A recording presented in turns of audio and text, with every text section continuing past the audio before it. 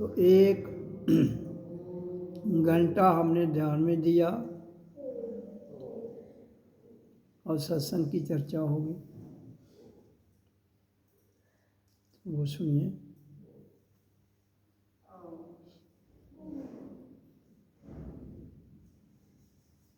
तो सत्संग की चर्चा तो आपने पहले भी सुनी है, लेकिन इसकी कंटिन्यूटी रहनी चाहिए और ध्यान भी लगाया है। तो संसार में 2 प्रकार की शक्तियां हैं जो मेन है। एक है अपरा, एक है परा। एक है लोक, एक है परलोक।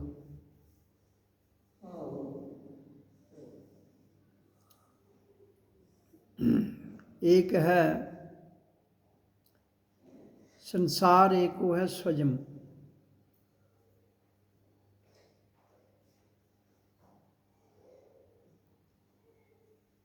हमारा शरीर के भीतर ही ये दोनों शक्तियाँ वास करती हैं, आप सबको पता है। मैं फिर उसका व्याख्यान एक बार कर देता हूँ।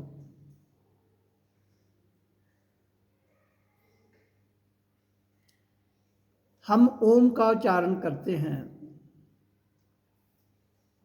उसका कारण फिर मैं एक बार बता देता हूँ। हमारा जो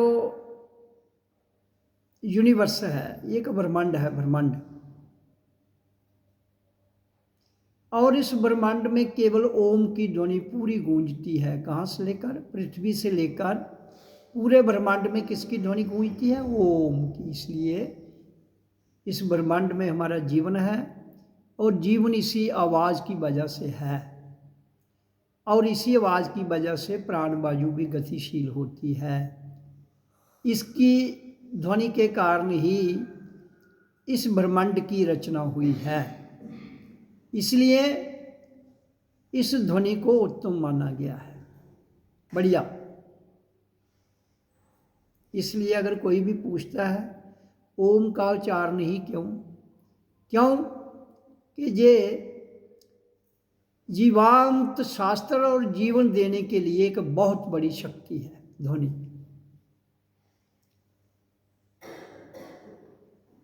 लाइफ गिविंग वर्ड और लाइफ गिविंग ज्ञान जो हमारे शास्त्रों में बंद किया गया है, इसलिए इसकी ध्वनि जरूरी है। और इसने सिस्टम को ऑन कर दिया हमारे शरीर को। जब हम पैदा हुए तो सिस्टम ऑन होते ही हमारे अंदर श्वास क्रिया शुरू हो गई, श्वास का आना और जाना।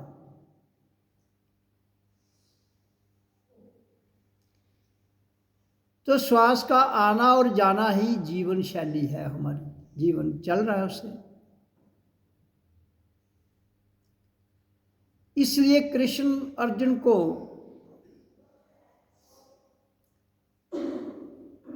बारंबार कहता है, अर्जुन अपान और प्राण क्रिया। प्राण हो गया सांसों का इनहेल करना, अपान हो गया छोड़ना।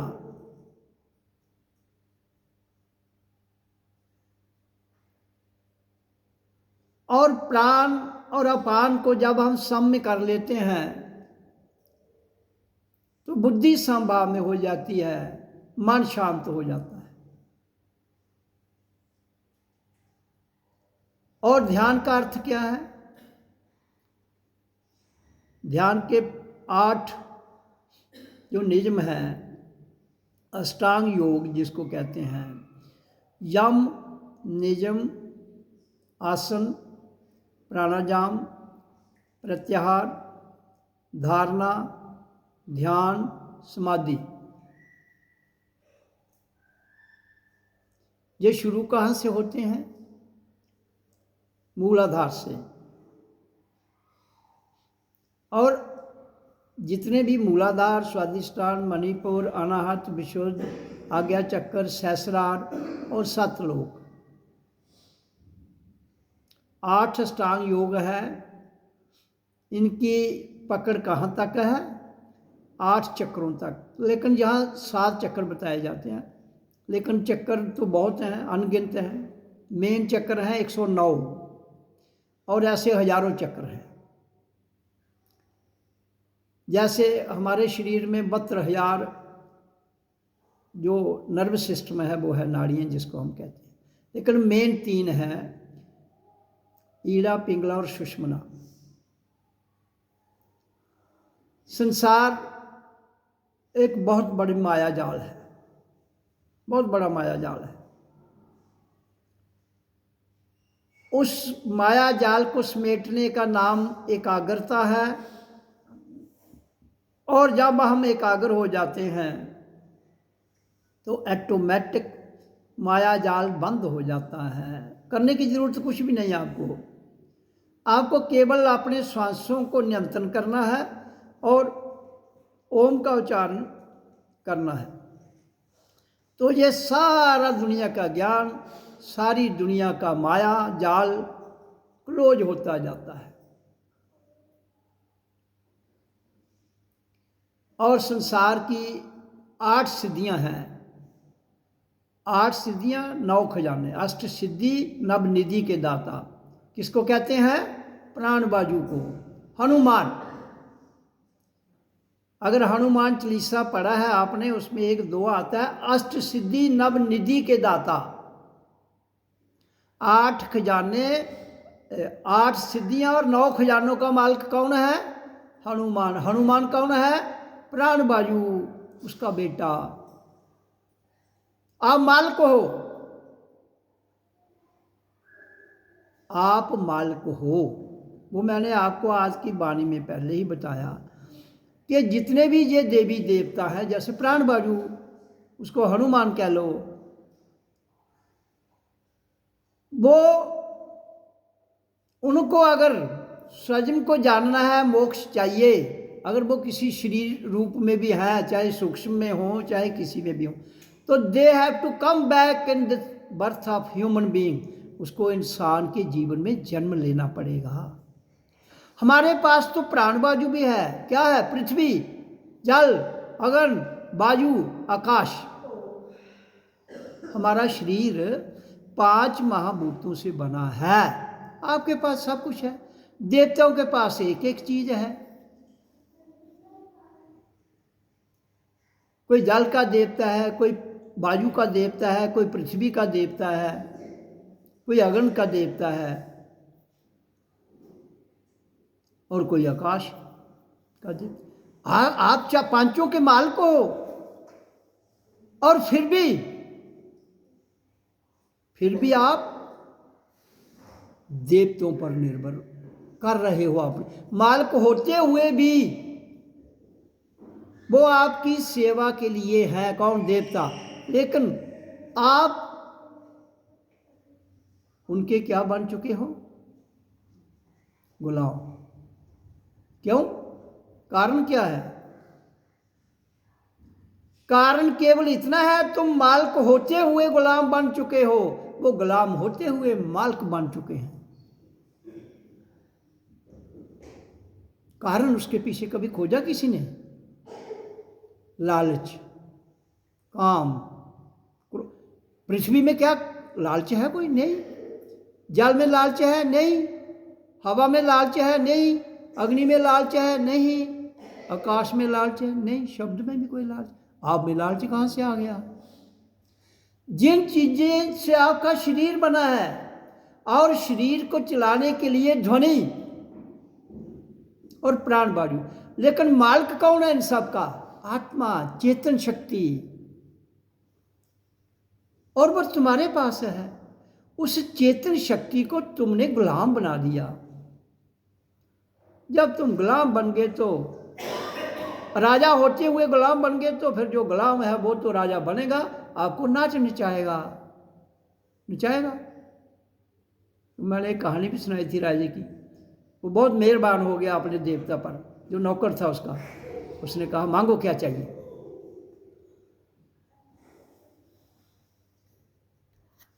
तो जब हम जो जिसके योग्य होता है उसको वहां नहीं रहने देते हैं, तो हमारे सिर पर चढ़कर नाचता है।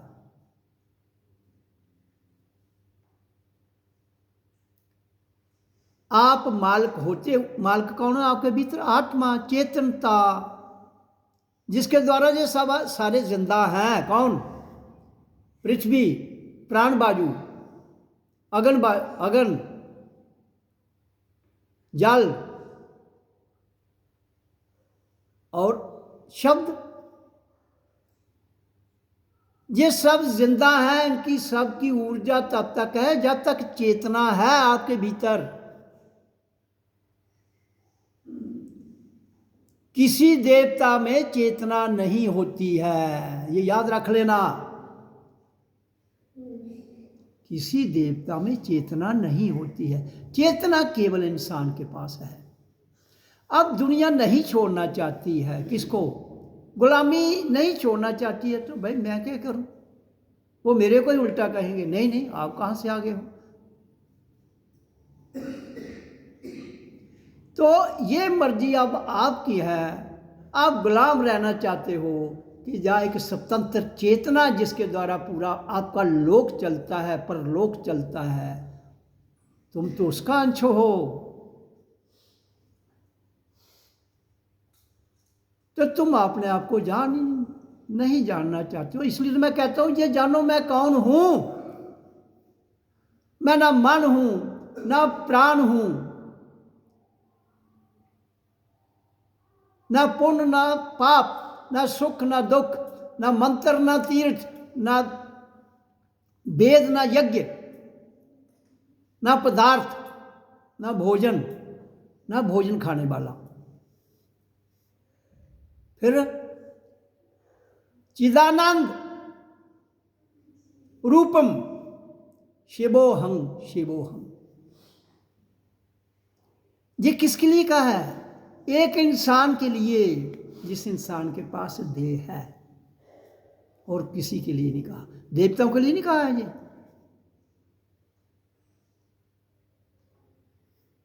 तुम एक ब्रांच को पकड़ के ही पूरा जीवन दिए जा रहे हो गुलामी में। अब होता क्या है, जिस समाज में हम रह रहे हैं उनको गुलामी पसंद है ना। भारत पर कितने लोगों ने राज किया? क्यों किया? क्योंकि इनको गुलामी पसंद थी। आज भी गुलामी पसंद है। जब मैं ओपन विभाग वाणी में बोलता हूं कि तुम मालिक हो, लेकिन मालिक को गुलाम बना दिया, अब उसकी गुलामी की जंजीरें तोड़ दो। नहीं तोड़ना चाहते हो। अगर तुम्हारी अपनी इच्छा ही नहीं है उसे तोड़ने की, मैं 100 साल भी कहता रहूंगा, कोई फर्क पड़ने वाला नहीं है। मेरे कहने से क्या होगा? जब तुम्हारे अंदर तड़प ही नहीं उठती है, जब तुम्हारे अंदर लगन ही नहीं उठती है, और तुम इस तरह इन छोटी छोटी शक्तियों के पीछे, जिनके तुम मालिक हो, उसके पीछे भाग रहे हो, तो कैसे काम बने? इसलिए अब कोई भी बात है उसको समझने की जरूरत है, मंथन करने की जरूरत है, चिंतन करने की जरूरत है, मनन करने की जरूरत है। और हम 25 साल से शास्त्र में यही तो कह रहे हैं, स्वयं को जानो भाई। कोई आपका और सहारा नहीं है स्वयं के बिना।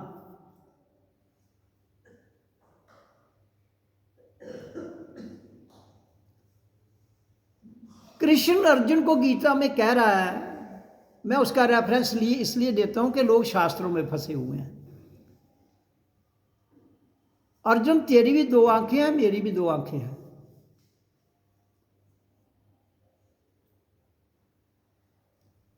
तेरे अंदर भी अपरा शक्ति है, प्रकृति है, मेरे अंदर भी है। तेरे अंदर भी परा है, अलौकिक डिवाइन पावर है, मेरे अंदर भी है। तेरे भी दो बाजू हैं, मेरे भी दो हैं।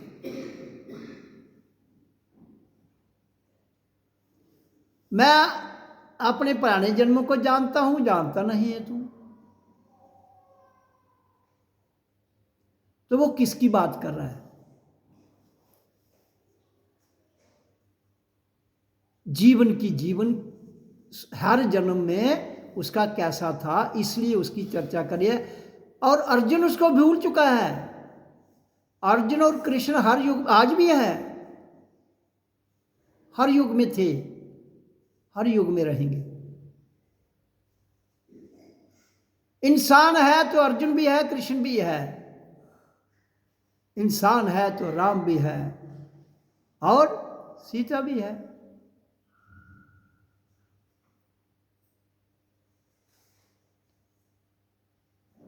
और ब्रह्मांड की मालिक आवाज है ध्वनि। और ध्वनि और ब्रह्मांड की शक्तियां, जब तुम अपनी प्राण बाजू को, ध्वनि को अपने नियंत्रण में कर लेते हो तो आप आनंद में चले जाते हो।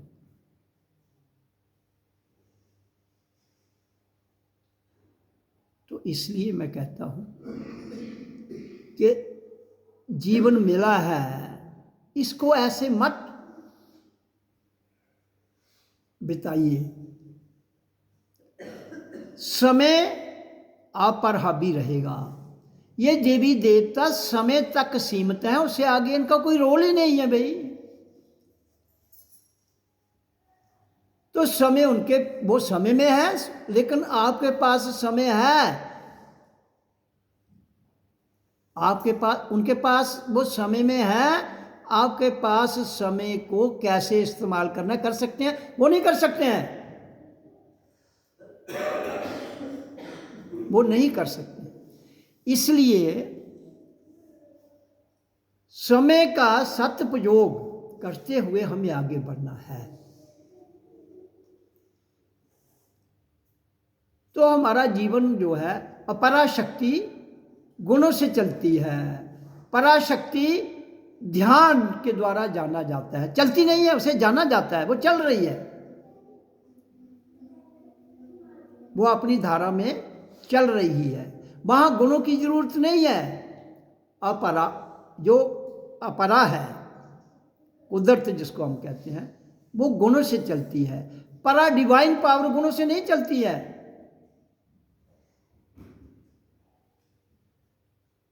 जो गुणों से नहीं चलता है उसे होना कहते हैं। जो गुणों से चलता है उसे करना पड़ता है। अब दिक्कत क्या है? इंसान, तीन गुण है जिससे अपरा शक्ति कुदरत चल रही है, वो है तम, राज और सत। मन की भी तीन ही वृत्तियां हैं। शैतान कौन है? तम।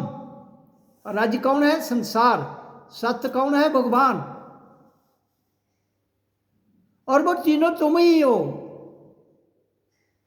जब मैंने कहा आपको चिदानंद रूपम शिवोहं शिवोहं, कहता मैं सदैव आनंद की अवस्था में रहता हूं, इसलिए मैं ही शिव हूं। सदा आनंद की स्थिति में रहना, कहता है शिवोहं, मैं ही शिव। तो इसलिए आपके पास सब कुछ है, केवल प्राण बाजू जो है वो परा में नहीं है, वो कुदरत में है, प्रकृति में। जिससे ये जीवन चलता है वो साधन है, एक छोटा सा साधन। लेकिन वो छोटा सा साधन के द्वारा आप बहुत कुछ जान सकते हो। शरीर भी एक छोटा सा साधन है, लेकिन इस छोटे से साधन के द्वारा तुम बहुत कुछ जान सकते हो। पूरी प्रकृति को जान सकते हो, परमात्मा को जान सकते हो, शैतान को जान सकते हो, इंसान को जान सकते हो, भगवान को जान सकते हो।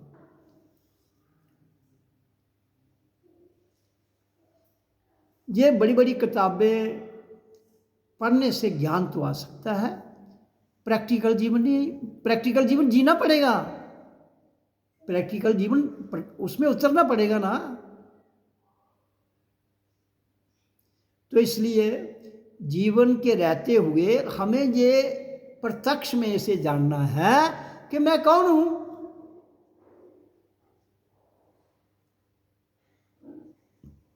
मैं कहां से आई हूं, मैं किस लिए आई हूं, जीव आत्मा की बात है ये। तो ये जीव को जानना है, जब वो जान जाएगा तो मुक्त हो जाएगा, जब वो जान जाएगा मुक्त है वो, अगर जानेगा नहीं तो भाई मुक्त नहीं है। एक मैंने वो बात सुनाई थी आपको, आज फिर सुना देता हूं। गुरु शिष्य दोनों यात्रा को निकल पड़े। तो गुरु को मिली कहे सोने की ईंट, उसने थैले में डाल के मुंडा पाई ले। शिष्य चल पड़ा। पहले भी यात्रा करते थे गुरु शिष्य दोनों, क्योंकि गुरु शिष्य अलग नहीं हो सकते, इनका बहुत प्रेम है। मन और आत्मा बुद्धि, गुरु है तो ये है, नहीं तो उनका अस्तित्व कहाँ है, नहीं है। तो वो गुरु शिष्य चलते रहे, चलते चलते जंगल आ गया, शाम पड़ गई, यात्रा लंबी थी। तो अंधेरा होना शुरू हो गया। यात्रा वो पहले भी करते थे गुरु शिष्य, तब थैला नहीं होता था, उस दिन थैला था, गुरु ने उठाया हुआ है। उस थैले में सोने की ईंट थी, वो किसी ने दे दी होगी गुरु को।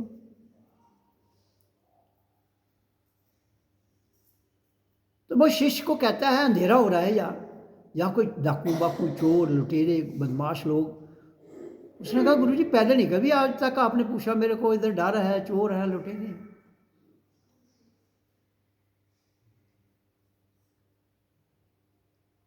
दिन को नहीं पूछा, दिन को यात्रा करते रहे, अंधेरे में डर है ना।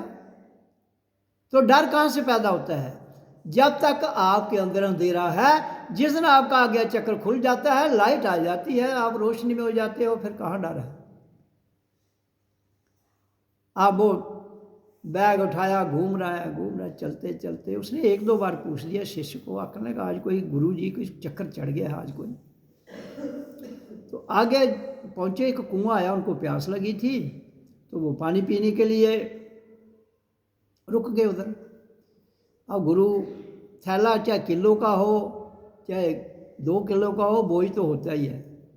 उसने उतारा और रख दिया, पानी वहाँ बाल्टी पड़ी थी, रस्सी भी थी, निकाला, पानी पिया। तो पानी पीने के बाद गुरु थोड़ा आगे पीछे हुआ, तो उसने चेले ने सोचा, शिष्य ने सोचा भाई देखो तो इसे गुरु के थैले में है क्या। उसने देखा सोने की ईंट, उसने निकाली, फेंक दी, उसी जगह पत्थर डाल दिया, उसने ही वजन का। गुरु आया वापस, चला चलो, उसने गुरु जी ने अपना थैला उठाया तो मुंडा पाया तो टुरी पे ध्वज ने। लेकिन और अंधेरा होता गया, घना रात थी, वो और आगे जंगल भी घना होता गया। वो कहने लगे यार अब गुरु के अंदर डर है, कोई छीन ना ले मेरी ईंट सोने की, और तो डर कोई नहीं था उसको। तो चलते चलते और वो आधा किलोमीटर आगे चले गए। फिर वो गुरु कहता है कहाँ कोई जगह भी नहीं है जहाँ रात काट लें। कहता है क्यों यार, ये बड़ा अंधेरा जाना। कहता है गुरु जी मैं डर फेंक दिया है। वो कहता फेंक दिया। उसने कहा कहाँ फेंक दिया? एक कुएं पर। उसने देखा वो थैला, तो थैले में पत्थर है, उन मारे आकम का यह छुटिया बने। तो डर किसका है? बोझ। पहले सोने का पता था तो बोझ था, तब तो जान का डर था, तब उसी बोझ का पत्थर आ गया, डर तब भी खत्म नहीं हुआ। क्यों? कि जब तक वो स्वयं ना देखता तो वो थैला उठा के घूमता। यही हाल है इस माया जाल का, इंसान का। उठाया हुआ है, थैले में क्या पड़ा है कोई परवाह नहीं। डाला उसने सोना है, लेकिन उधर पत्थर बन गया है, लेकिन डर फिर भी खत्म नहीं हो रहा है। डर फिर भी खत्म क्यों? कि ये जो डर हमारे भीतर जन्म जन्मांतर में बिठा दिया गया है। आपका जन्म जब हुआ, आप पहली बार आए तो डर तो कोई नहीं था बच्चे को, क्योंकि निर्मल था। बड़ा हुआ तो डर हो गया। वो कहाँ से आया? वो थैला कौन डाल रहा है? हमारे थैले में चीज़ें कौन डाल रहा है? जब बच्चा स्कूल जाता है, उसके थैले में किताबें माँ डालती है। ले पुत्रा पढ़ने जाना, तुम किताबा रोटी। जब वो भी उठाने का आदी हो जाता है, पहले तो वो उठाता नहीं है, ज़बरदस्ती उठाता है वो, फिर उसके अंदर भी डर पैदा हो जाता है, मेरी किताब ना गुम हो जाए, मेरा थैला ना कोई छीन ले। तो डर किसने दिया? समाज ने, हमने। लेकिन डर, और रामायण में एक दुआ है, भय बिन प्रीत ना होए। भय बिन मतलब डर के बिना प्यार नहीं होता है। तो किसी हद तक तो डर ठीक है, लेकिन जब पीढ़ी दर पीढ़ी दिमाग में, मन में, शरीर में, बुद्धि में डर ही डर, कहाँ कहाँ से निकालोगे? इसलिए संत महापुरुष ने कहा इन सब का कंट्रोलर है प्राण बाजू। इसलिए इस प्राण बाजू को छोड़ दो लंबा, तो थैला खाली हो जाएगा आपका। जो डर का थैला है वो खाली हो जाएगा। आसान नहीं है। इधर बोलने में तो मेरे को 1 मिनट में लगा, आधा मिनट लगा, लेकिन डर को निकालने में जीवन लग सकता है, फिर भी नहीं निकलता है। कई बार जन्म लग सकते हैं। क्यों? डर पैदा करने के लिए निडरता के नाम पर दुकानें खोली गई हैं। याद रखना इस बात को। परमात्मा ना तो डरता है ना डराता है, आत्मा ना डरती है ना डराती है, लेकिन उसके स्थान पर दुकान खोलकर वो डर कभी नहीं निकलने देंगे। कौन? धर्म के ठेकेदार, चाहे वो किसी भी संप्रदाय में हो। ये धर्म तो नहीं है, ये कल्ट है। हिंदू, मुसलमान, सिख, ईसाई, बौद्ध, जैन, ये नहीं है। धर्म की परिभाषा तो कोई जानता ही नहीं है। धर्म की परिभाषा को we cannot explain in religion. धर्म एक है सनातन। हिंदू तो कहते हैं हम सनातनी है, चलो है या नहीं है, थोड़े बहुत नाम तो लेते हैं ना सनातन का, लेकिन सनातन के नाम पर भी इन्होंने दुकानें खोल के रखी हैं। आप कहीं भी तीर्थ स्थान जिसको नाम दिया गया है वहां चले जाओ। मैं इसलिए नहीं कह रहा हूं कि कोई मुझे वहां दिक्कत है। अब जैसे कोई व्यक्ति कहीं पैदा होता है, मान लो, जब तक तो वो है तब तक ठीक है। उसके बाद उस स्थान पर जहां वो पैदा हुआ है, क्या पैदा होने से लेकर शरीर छोड़ने तक वहाँ की वाइब्रेशन वैसी ही है जिस दिन वो पैदा हुआ? आज भी वही वाइब्रेशन है कि ऐसी जीवात्मा उस समय आई? ऐसा सदैव नहीं होता है। क्यों? कि जितने भी ये नक्षत्र हैं हमारी प्रकृति में, इनमें एक मैं सुन रहा था कि स्वाति नक्षत्र है। उसमें क्या होता है, उस नक्षत्र में क्या होता है कि जब वर्षा बरे, अगर उस नक्षत्र में बारिश होती है तो जो समुद्र के बीच में सिप्पियां नहीं होती, सिप्पियां वो बाहर आ जाती हैं समुद्र के ऊपर, और सिप्पी वो खुल जाती है ताकि उसमें बारिश की बूंद पड़े, और उसी बारिश की बूंद से मोती बनता है। उसी नक्षत्र में कहते बारिश हो तो वो सिप्पियां बाहर आ जाती हैं। ये देखो कुदरत और परमात्मा का सिस्टम कैसा, उस छिपी को कौन निकाल रहा है समुद्र से पानी के ऊपर आने के लिए? वो खुल जाती है, मुंह खुलता है, बूंद गिरती है, वो बंद हो जाती है समुद्र की, फिर उसी तह में चली जाती है जहां से वो आई थी, और फिर वो पानी बारिश का उधर मोती बनता है, कहां? उस तह में।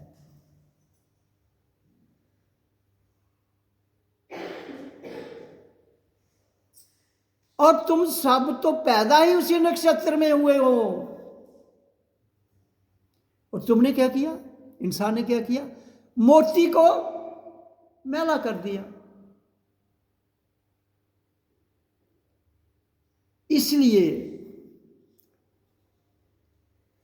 उस छिपी को तपना पड़ता है, समुद्र में बैठकर साधना करनी पड़ती है, तब वो पानी की बूंद मोती बनती है।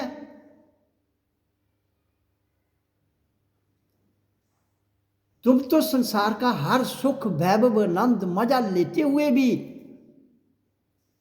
उस चेतन आत्मा को खो देते हो। लेते सब कुछ हो लेकिन मूल को खो देते हो। मूल गया तो सब कुछ गया, क्योंकि मजा तो समय की धारा में बह जाएगा, मूल थोड़े बटे बह जाएगा।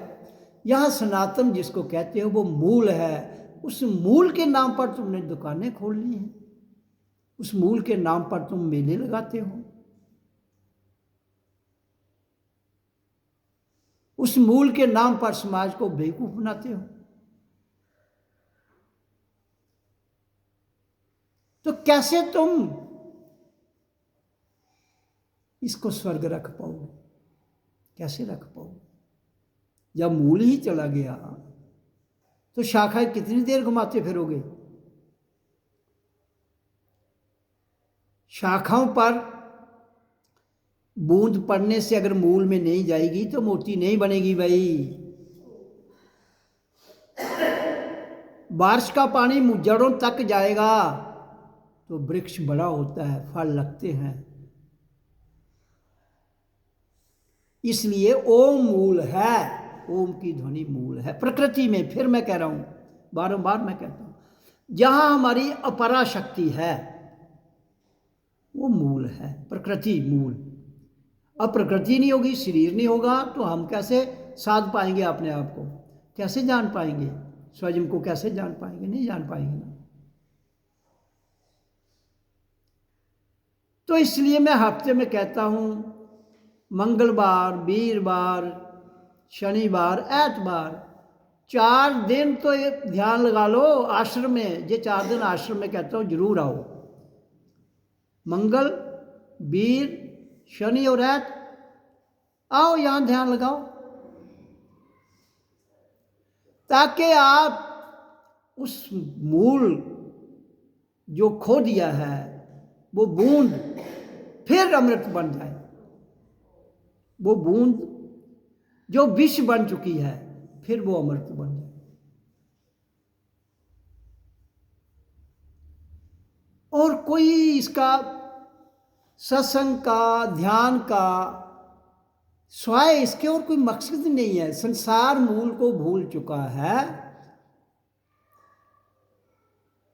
और यहां अमृत के बजाय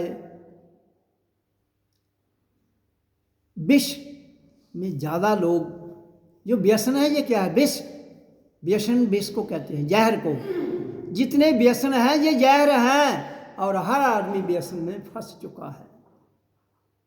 आपकी युवा पीढ़ी देखो, गवर्नमेंट कहती है कि अमृत काल शुरू हो गया है। अगर गवर्नमेंट कहती है कि अमृत काल शुरू हो गया है तो ये भाई शराब की फैक्ट्री हैं, ये मांस की फैक्ट्री हैं, ये नशे की फैक्ट्री हैं, ये किसके लिए खोल के रखी हैं तुमने? मैं पूछना चाहता हूं इनको।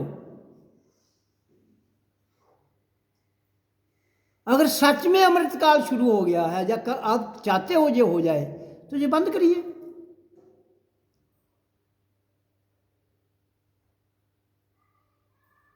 डंडोरे पीटने से कुछ होने वाला नहीं। ये एक कार्यशैली है। जिस धरती पर हम आए हैं कर्म भूमि है भाई, कर्म करो।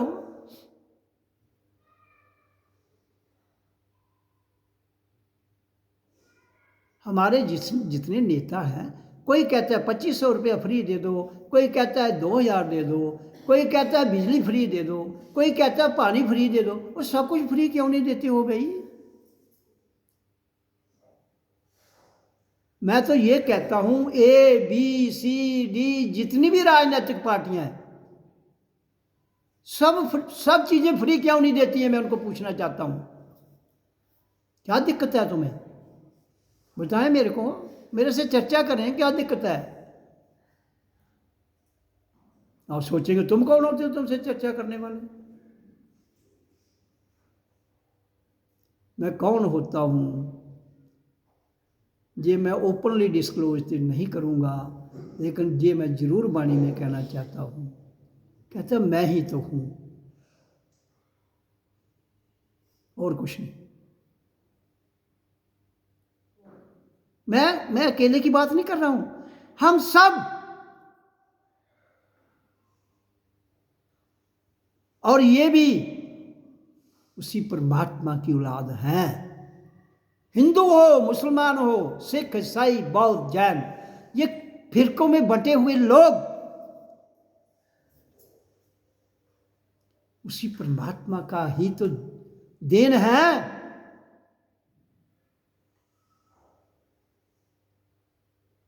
अब थैला इन्होंने गुरु वाला उठा लिया है, सोने की ईंट डाल दी है, वो रास्ते में गिर गई है, पत्थर उसकी जगह आ गया है, ये उसी पत्थर को लेके घूम रहे हैं। तो इसलिए सत्संग का अर्थ गीत गाना, डांस करना, नाचना, ढोलकी बजाना, ये थोड़े है। ये तो मंथन का विषय है भाई, भीतर जाइए। ये तो चिंतन का विषय है, चिंता का नहीं। ये मनन का विषय है, भीतर झांकी लगाइए। तो एक एक पन्ना खुल जाता है, एक एक पन्ना खुल जाता है भीतर का।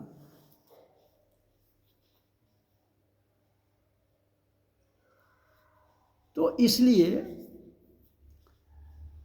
इंसान के भीतर शैतान, भगवान, इंसान और उससे परे मैं हूं,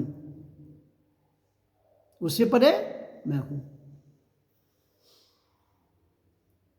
अगर मैं हूं, मैं इधर लिखो, हूं इधर लिखो, बीच में खाली छोड़ दो, वो आपकी इच्छा है, तुम क्या बनना चाहते हो, आपकी इच्छा है। मैं परमात्मा हूं, यू आर, लेकिन उस काबिल बन जाइए, उसी योग्य बन जाइए।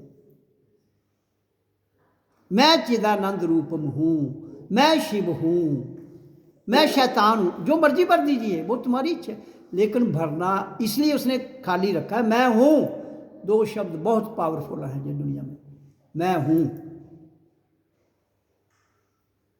इनके बीच में जो भी आप भरेंगे वो हो जाएंगे, बशर्ते कि आप उसी योग्य बन जाते हो। आप कहो योग्य कैसे बने? जागिए, अपनी चेतन शक्ति को जगाइए ना। सब कॉन्शियस माइंड है, ड्रीम माइंड है, सब कॉन्शियस है, फिर कॉन्शियस है, सुपर कॉन्शियस। इन स्थितियों में गुजरते हुए जाइए तो काम बन जाएगा। तो ध्यान और चर्चा सत्संग की, ये जीवन के रहते हुए ज्ञान है, इसके द्वारा सिखाया जाता है। भाषा कोई भी हो, निचोड़ सबका एक है। लेकिन इसलिए मैं कहता हूँ कि ध्यान की विधि ही सर्वोत्तम है, धारणा, ध्यान और समाधि। तो आज इतना ही काफ़ी है। ओम ओम ओम ओम।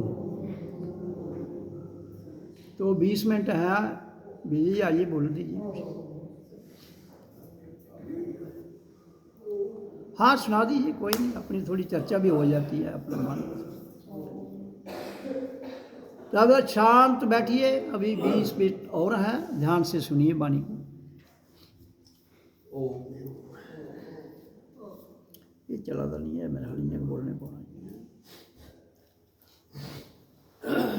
गुरु जी और सभी संगत को नमस्कार। ओ तो शरीर, ब्रह्म और माया, जब माया में हम ज़्यादा लिप्त होते हैं तो व्यापार शुरू कर लेते हैं। तो इसलिए योग किया जाता है कि हम दोनों में बराबर रहें। बराबर का मतलब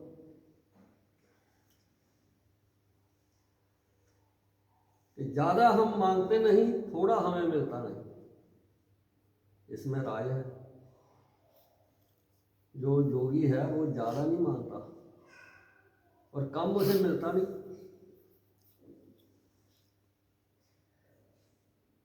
तो इसलिए